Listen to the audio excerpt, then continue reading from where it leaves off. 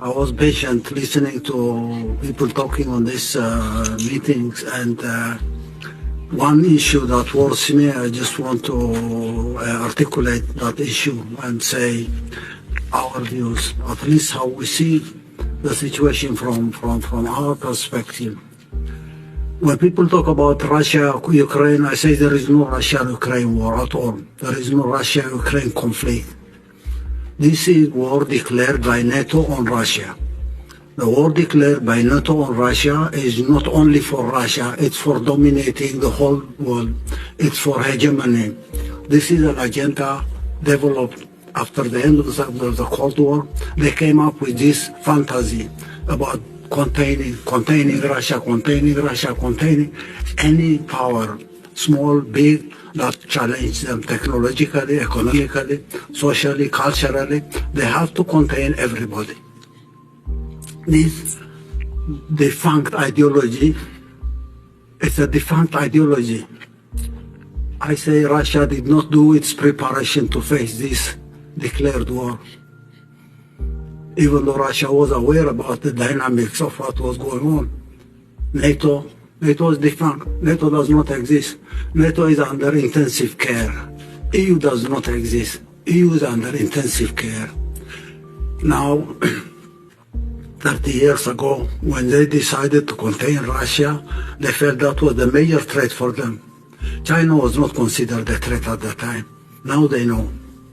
They missed the point. They couldn't contain Russia. They would never contain Russia. Ukraine is a sacrifice. Ukraine is a price they have to pay. They will not pay it on their own. They will provide billions and billions, even trillions, to continue this war. And now we need to have the narrative straight. This is not war between Russia and Ukraine. This is declared war against Russia because Russia was the major threat at the time. Now they can't dominate the whole world. They have to defeat Russia so that they hegemonize everything. No one should be their equal technologically. Militarily, they have to be superior. Economically, they have to control everything, grab every resource here and there, technology under their control. That dream is no more. Now the fighting going in Ukraine, it's their battleground. That battleground is a sacrifice for them. And we need to put this straight on the record. When a big meeting like this, Russia, Africa is held, people will have to come to a consensus. This is not war between Russia and Ukraine, to me. And anyone who has a different explanation will have to tell me. This is war declared on Russia, but declared war for hegemony.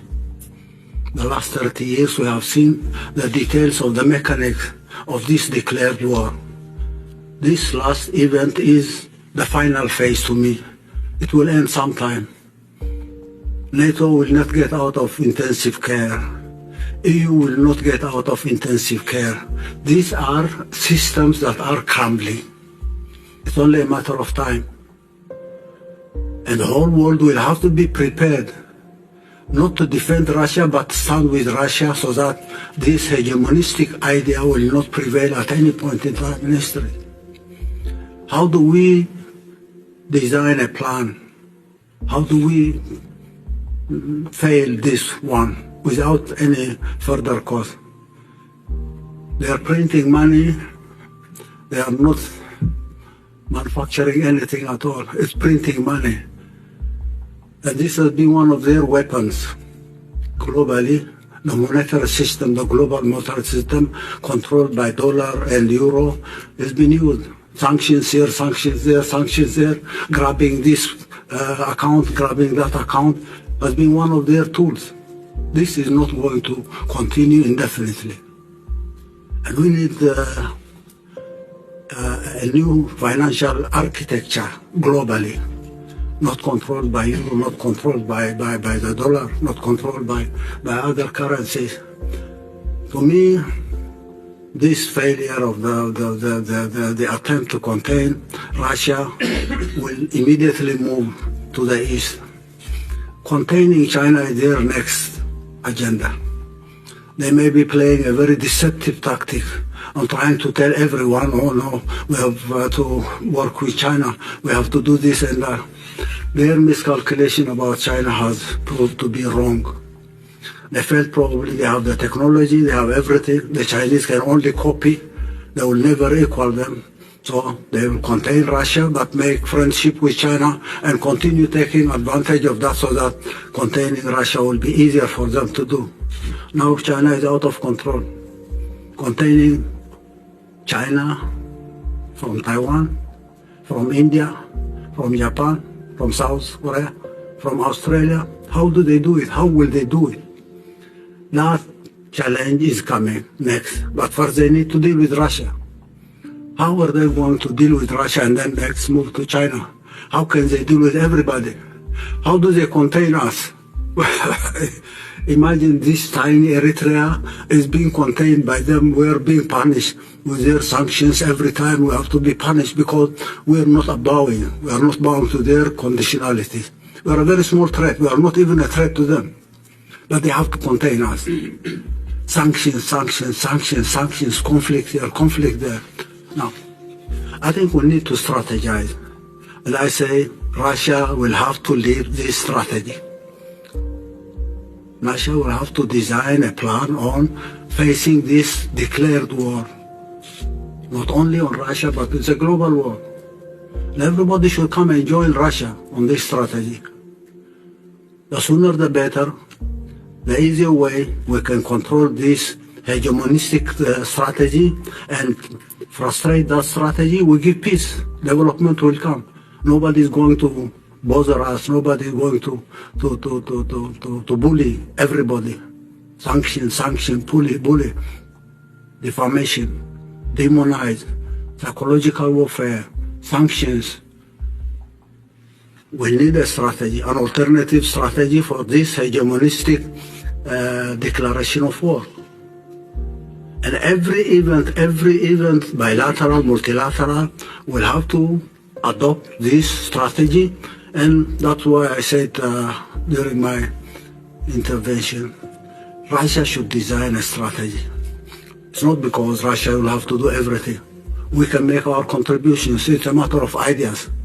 How do we face this hegemonistic strategy so that we can implement bilateral programs, technology, industrialization, agriculture, energy, water management, services, tourism, life, at all. How do we do that? Now, and we have to take this into a historical context. This is a continuation of the classical slavery. After slavery came colonialism. Slavery was exterminating populations, exterminating 9 million in the Congo, exterminating the Red Indians in North America, in Canada, exterminating indigenous population and grabbing their land, controlling. And when they control land, they have to take slaves from Africa for their cotton plantation in the United States. That was slavery. Continues to be slavery as is. And then industrialization came. When industrialization comes up, it's a matter of grabbing other resources, and a continuation of slavery under a different form. Colonialism came. They had to colonize land so that they grab land, they control labor, they enslave everybody. Neocolonialism was there. The Cold War, Russia was the hope for the people of the world when the Soviet Union was there. Unfortunately, leaders in the Soviet Union made their mistakes to see the collapse of the Soviet Union, which was a historic tragedy. As you at one point mentioned, that was a historic strategy. In the course of the history of humanity, that was a catastrophe. And that was one of the reasons that encouraged people like Fukuyama, Huntington, to design their strategy of hegemony. Because the Soviet Union collapsed, The Soviet Union disintegrated them. They felt they can control the world for the coming 50 years, 100 years without anyone challenging them. And that was when this hegemonistic fantasia was developed. Hegemonize. We have seen what they have done the last 30 years. It's a continuation of the same ideology of slavery, colonialism, neo-colonialism, then hegemony. The world will have to get out of this state of affair. We are at a crossroads. We believe we are in a transition to a new world order. How do we design a new world order? How can we possibly strategize? How do we mobilize resources? How do we make people aware everywhere that this threat is there for them? And then to get out of this so that they can enjoy their liberty, their freedom, their development without this hegemonistic idea. So I think this issue will have to be exhaustively addressed, and we need to come up with concrete plans. We will be making our modest contribution, but we have the idea that this, say, the Russia-Africa partnership is one part of the bigger global partnership that will have to be developed. And Russia will have to take the lead because Russia has been targeted and is still targeted. They might dream of using the war in Ukraine now to weaken Russia and probably dream about the same event happening. The collapse of Russia will be a big advantage for them. It's a dream. They're now spending trillions and trillions by printing money to run the show in Ukraine. This will have to end at one point in time, and we need to look beyond that. Our bilateral partnership is based on our understanding on this historic mission of Russia. Russia has a historic mission to play on behalf of everybody in the world. I can say who is the leader of this show. Mr. Vladimir Putin is the leader of the show because of time, because of the challenge that we have. And Russia should take that. I'm not flattering anyone. I'm not doing any favor to you. I say this is a global challenge, and we have to do this global challenge by identifying the role of each and every one of us in the whole story.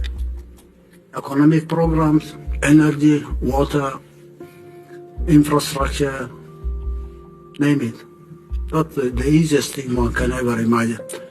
We'll have a strategy, we'll define the goals and objectives. Once we have a strategy put in place, we'll have detailed plans on each and every sector, each and every industry. We'll mobilize resources for implementing those programs. And we will see that implementing those programs will change the life of everybody in Africa, Asia, Latin America, even Europe and the United States. So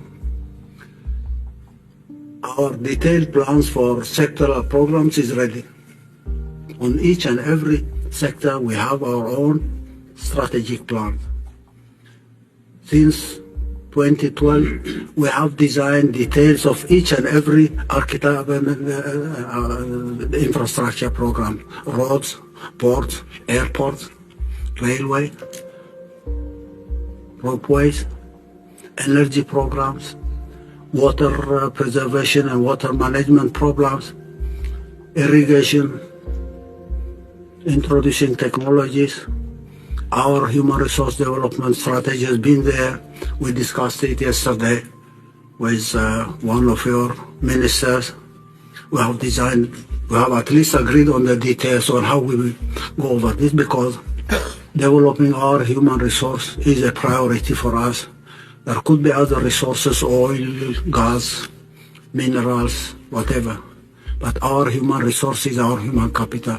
We need to invest on that, and we can rely on the Russian Federation for developing our capacity to implement developmental programs by guaranteeing the qualified human resource that we need to develop. The details are there. Do we have the money?